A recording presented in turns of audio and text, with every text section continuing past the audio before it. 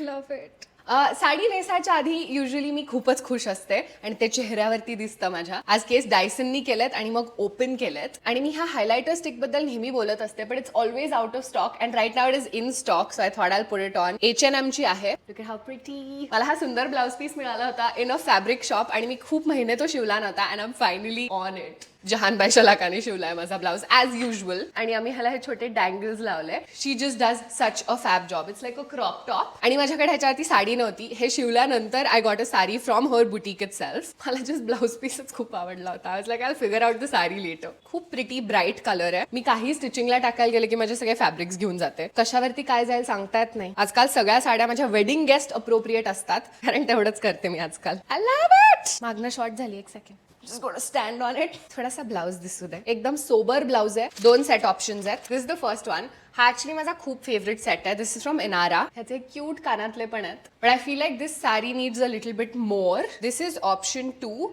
हा वृंदामधून आहे. I really like this, but I feel like खूप ट्रेडिशनल जातोय. खूप जुना नेकलेस आहे. It's like the statement piece. हा माझ्या पॅजंट कोचनी मला दिला होता मिस इंडिया नंतर गिफ्ट म्हणून. So it's very special to me. This is perfect. It's a bit much.